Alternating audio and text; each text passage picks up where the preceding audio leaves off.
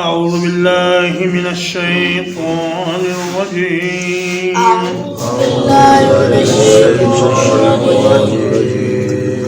وترى كثيرا منهم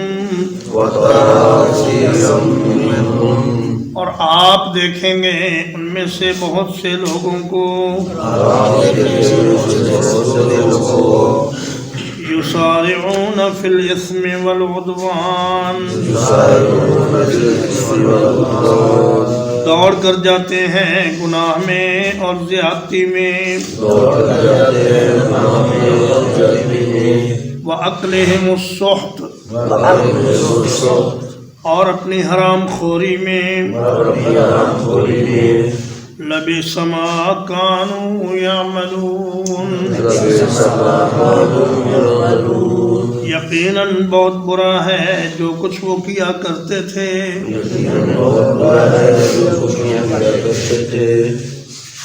فرمایا کہ یہود کی اکثریت کا یہ حال ہے کہ وہ گناہ اور زیادتی کے کاموں میں لپک لپک کر جاتے ہیں، بھاگ بھاگ کر جاتے ہیں، اور نیکی اور اچھائی کی طرف ان کی طبیعت مائل نہیں ہوتی۔ اور افسوس کہ آج کل مسلمانوں کی اکثریت کا بھی یہی حال ہو گیا ہے کہ جب انہیں گناہ کا موقع میسر ہوتا ہے تو فوراً ہی ان کا وضو ٹوٹ جاتا ہے اور وہ اللہ کے ساتھ اپنے سارے عہد و پیمان بھلا کر گناہ کی طرف مائل ہو جاتے ہیں۔ حالانکہ اللہ تبارک و تعالیٰ کے فرشتے کل جنت والوں سے یہ کہیں گے کہ سلام علیکم بما صبرتم فنعم عقبی الدار، کہ تم پر سلامتی ہو اس لیے کہ تم نے گناہوں سے صبر کیا، اور کیا ہی اچھا ٹھکانہ ہے آخرت کا۔ آج کل صورتحال یہ ہو گئی ہے کہ ہم نمازیں بھی پڑھ رہے ہیں، قرآن بھی پڑھ رہے ہیں، تہجد بھی پڑھ رہے ہیں، اشراق بھی پڑھ رہے ہیں، لیکن پھر بھی گناہ نہیں چھوٹ رہے۔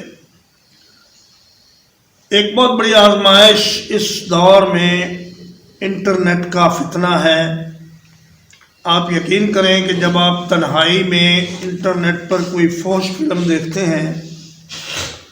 تو اس فحش ویڈیو کو دیکھنے کی بھی ایک ویڈیو بن رہی ہوتی ہے، جسے کل قیامت کے دن ایک بہت بڑی سکرین پر پوری مخلوق کے سامنے چلا دیا جائے گا، اور انسان کی اصل حقیقت ساری دنیا کے سامنے آ جائے گی کہ یہ دیکھو جی، بظاہر تو یہ بڑا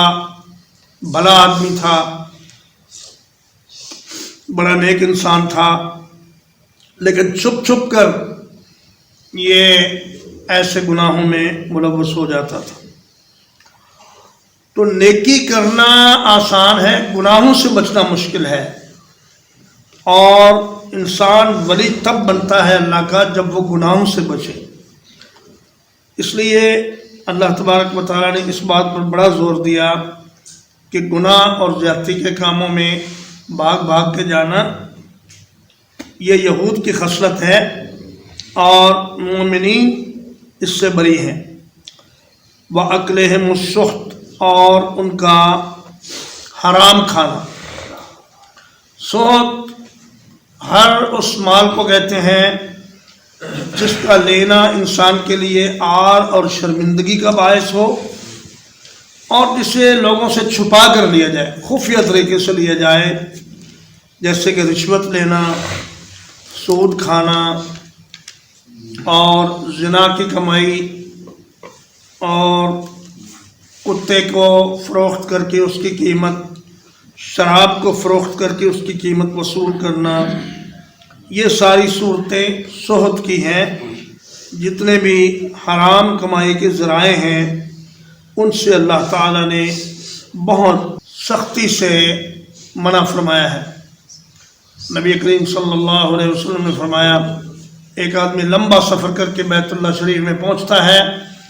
اور اس کا غبار آلود چہرہ، بال اس کے مٹی سے ہٹے ہوئے اور کپڑے اس کے سفر کے آثار سے میلے ہو گئے ہیں۔ اب وہ لمبے لمبے ہاتھ کر کے کہتا ہے یا رب اے اللہ میری گزارش سنی جائے۔ فرمایا کہ وَمَلْبَسُهُ حرام وَمَأْكَلُهُ حرام وَجِسْمُهُ غُذِيَ بِالْحَرام۔ اب اس کا کھانا پینا کپڑے اس کے جسم پر یہ سب حرام کے ہیں اور اس کا جسم حرام کی کمائی سے بنا ہے، تو اللہ یستجاب لذالک، اس آدمی کی دعا کیسے قبول ہو؟ اس لیے حرام خوری جو ہے یہ بہت بڑی رکاوٹ ہے جنت میں جانے سے اور دعا کی قبولیت سے۔ فرمایا کہ بہت ہی برا ہے جو یہ لوگ کرتے ہیں۔ لولا ینہاہم الربانیون، کیوں نہیں منع کرتے ان کو رب والے لوگ، والاحبار اور علماء عن قولہم الاسم، ان کے گناہ کی بات کہنے سے، وَأَكْلِهِمُ السُّحْتِ، اور ان کے حرام مال کھانے سے۔ معلوم ہوا کہ جیسے گناہ کرنا بہت برا ہے، اسی طرح گناہ کو دیکھ کر خاموش رہنا بھی بہت برا ہے۔ فرمایا کہ نبی کریم صلی اللہ علیہ وسلم نے فرمایا، حضرت جریر بن عبداللہ البجلی رضی اللہ تعالیٰ عنہ راوی ہیں، سنن ابو داؤد کی یہ حدیث ہے کہ اللہ کے رسول صلی اللہ علیہ وسلم نے فرمایا، اگر کچھ لوگ ایسی قوم میں ہوں جہاں اللہ کی نافرمانیاں کی جا رہی ہوں اور وہ انہیں ان نافرمانیوں سے روک سکتے ہوں اور پھر نہ روکیں، تو ان کے مرنے سے پہلے پہلے اللہ تعالیٰ ان پر ضرور کوئی نہ کوئی عذاب نازل فرمائے گا۔ تو ایک مسلمان، ایک عالم، ایک دیندار شخص، اس کو گونگا نہیں ہونا چاہیے۔ اللہ نے ایک بستی کے تباہ کرنے کا حکم دیا تو جبریل امین نے کہا کہ یا اللہ اس میں تو ایک ایسا آدمی ہے جس نے ساری زندگی کبھی تیری نافرمانی کی ہی نہیں، اس کو بھی ہلاک کرنا ہے۔ تو اللہ نے فرمایا کہ اس کو تو سب سے پہلے ہلاک کرنا ہے، اس لیے کہ اس کے سامنے میری حدیں ٹوٹتی رہیں، اس کے سامنے میری نافرمانی ہوتی رہی اور وہ خاموشی سے اپنی عبادت میں اور اللہ اللہ کرنے میں مشغول رہا، اور کبھی اس کے دل میں یہ تکلیف نہیں پیدا ہوئی کہ یہ لوگ کیوں گناہ کر رہے ہیں اور میں ان کو منع کروں۔ تو فرمایا کہ رب والے اور علماء، ان کا یہ کام ہے کہ وہ لوگوں کو گناہ سے روکیں اور حرام خوری سے روکیں۔ لیکن یہود میں یہ مرض شائع کر گئی تھی کہ ان کے علماء اور ان کے ربی وہ خود رشوت خوری میں مبتلا ہو گئے تھے اور گناہ کرنے والوں سے پیسے وصول کر کے وہ ان کے ساتھ نرمی کرتے اور ان کو غلط مسئلے بتاتے۔ آج مسلمانوں میں بھی یہی حال ہو گیا ہے کہ پیسے لے کر غلط فتویٰ جاری کر دینا اور اپنی مصلحت کی خاطر دین کے مسائل کو چھپا لینا اور برائی سے منع نہ کرنا اور اس پر خاموشی سے ٹھنڈے پیٹوں اس کو برداشت کرنا، یہ اللہ تبارک و تعالیٰ کو سخت ناپسند ہے۔ لبئس ما كانوا يصنعون، یقیناً بہت برا ہے جو کچھ وہ کیا کرتے تھے۔ وقالت اليهود يد الله مغلولة، اور یہودیوں نے کہا اللہ کا ہاتھ بندھا ہوا ہے۔ غلت ایدیہم، ان کے ہاتھ باندھ دیے گئے۔ وَلُعِنُوا بِمَا قَالُوا، اور لعنت کیے گئے اس بات کے سبب جو انہوں نے کہی۔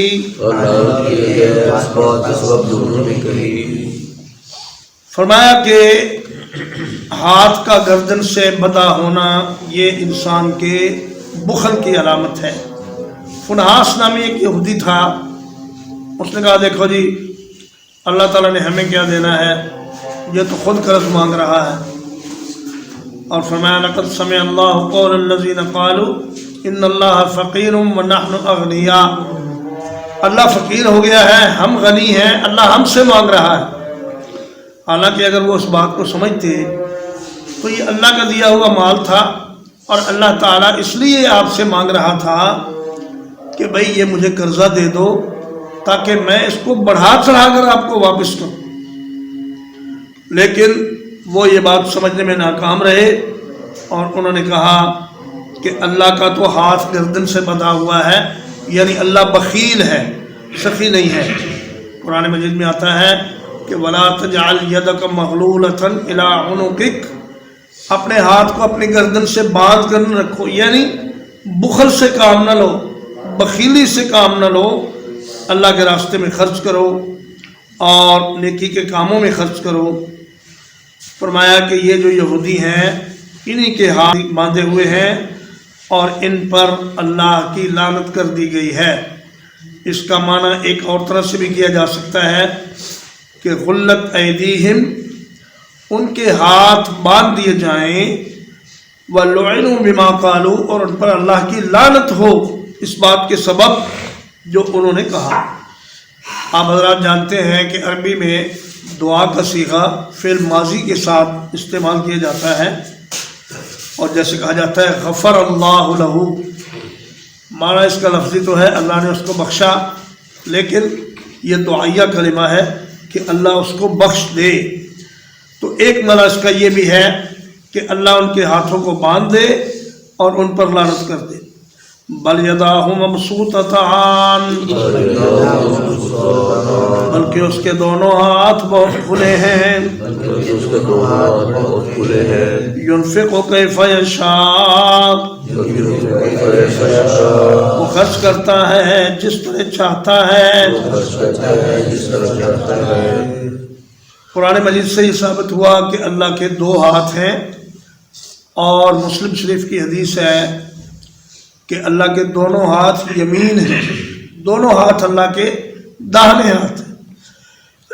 اور بخاری شریف کی حدیث میں ہے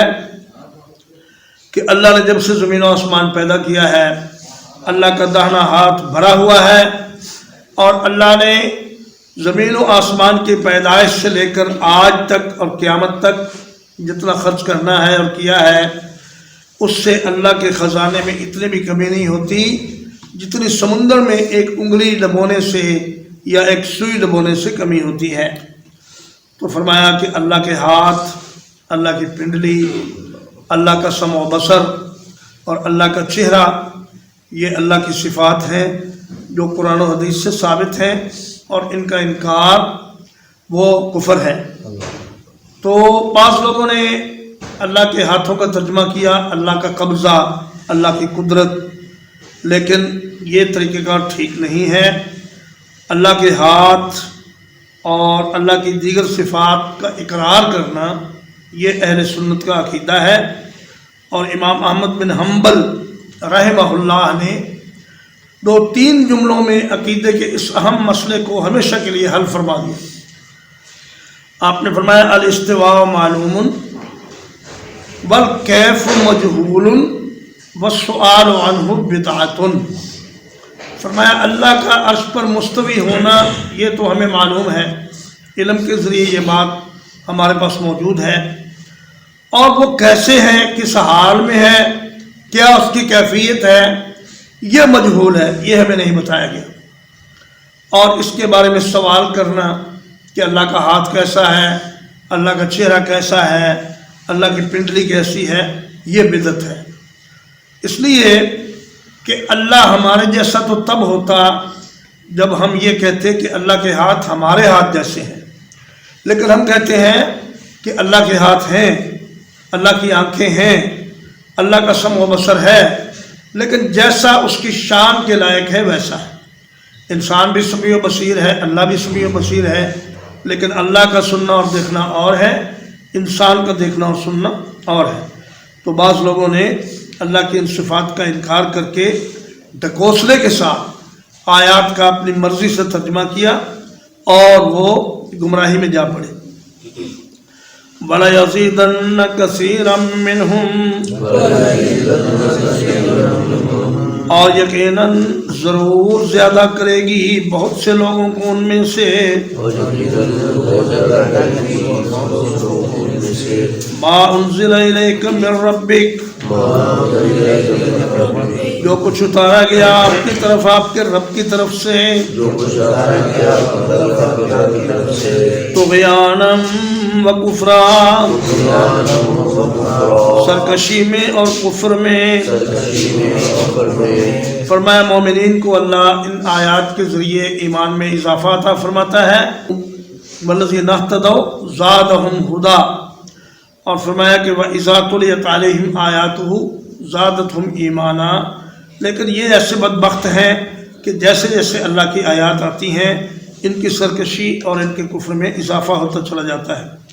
وَأَلْقَيْنَا بَيْنَهُمُ الْعَدَاوَةَ وَالْبَغْضَاءَ، اور پیدا کر دی ہم نے ان کے درمیان دشمنی اور بغض، اِلَى يَوْمِ الْقِيَامَةِ، قیامت کے دن تک۔ فرمایا یہودی اور عیسائی آپس میں قیامت کے دن تک لڑتے رہیں گے، اور عیسائیوں کے مختلف فرقے بھی آپس میں لڑتے رہیں گے، اور قیامت تک ان کے درمیان یہ جنگیں جاری رہیں گی۔ کلما اوقدوا نارا للحرب، جب بھی جلاتے ہیں وہ آگ لڑائی کی، اطفأها اللہ، بجھا دے گا اس کو اللہ تعالی۔ آپ نے دیکھا کہ دنیا میں جہاں کہیں بھی کوئی لڑائی ہو رہی ہے اس کے پیچھے یہودیوں کا خفیہ ہاتھ ضرور ہوتا ہے، تو فرمایا کہ ان کا کام دنیا میں شر و فساد پھیلانا اور مسلمانوں کو آپس میں لڑانا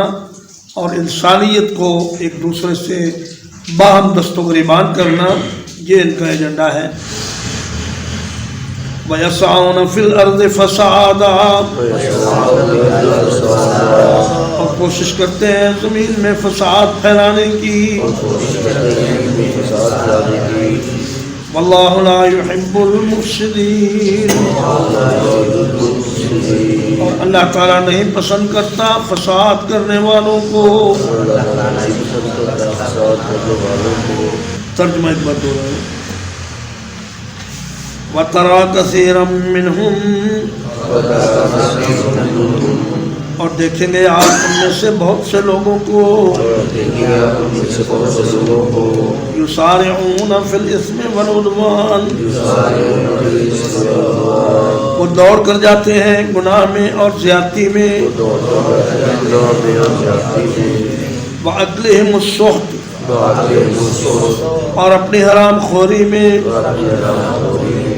لَبِئْسَ مَا كَانُوا يَعْمَلُونَ، یقیناً بہت برا ہے جو وہ کیا کرتے تھے۔ لولا ينهاهم الربانیون، کیوں نہیں منع کرتے انہیں رب والے لوگ، والاحبار، اور علماء، ان قولہم الاسم، ان کے گناہ کی بات کہنے سے، وَأَكْلِهِمُ السُّحْتَ، اور ان کے حرام مال کھانے سے، لَبِئْسَ مَا كَانُوا يَصْنَعُونَ، یقیناً بہت برا ہے جو وہ کیا کرتے تھے۔ وقالت اليهود يد الله مغلولة، اور یہودیوں نے کہا اللہ کا ہاتھ گردن سے بندھا ہوا ہے۔ غلت ایدیہم، ان کے ہاتھ باندھ دیے گئے، وَلُعِنُوا بِمَا قَالُوا، اور لعنت کیے گئے اس چیز کے سبب جو انہوں نے کہا۔ بل یداہ مبسوطتان بلکہ اس کے دونوں ہاتھ کھلے ہیں ينفق کیف یشاء وہ خرچ کرتا ہے جیسے چاہتا ہے وَلَيَزِيدَنَّ كَثِيرًا مِّنْهُمْ اور ضرور زیادہ کرے گا ان میں سے اکثر کو مَا أُنزِلَ إِلَيْكَ مِن رَبِّكَ جو اتارا گیا آپ کی طرف آپ کے رب کی طرف سے طغیانا و کفرا سرکشی میں اور کفر میں وَأَلْقَيْنَا بَيْنَهُمُ الْعَدَاوَةَ وَالْبَغْضَاءَ اور ڈال دیا ہم نے ان کے درمیان دشمنی اور بغض کو الی یوم القیامہ قیامت کے دن تک کلما اوقدوا نارا للحرب جب بھی انہوں نے جلائی آگ لڑائی کے لیے اطفأها اللہ اللہ نے بجھا دیا اس کو وَيَسْعَوْنَ فِي الْأَرْضِ فَسَادًا اور بھاگ دوڑ کرتے ہیں زمین میں فساد پھیلانے کے لیے وَاللَّهُ لَا يُحِبُّ الْمُفْسِدِينَ اور اللہ تعالیٰ نہیں پسند کرتا فسادیوں کو وصلی اللہ علی نبینا محمد وآلہ وصحبہ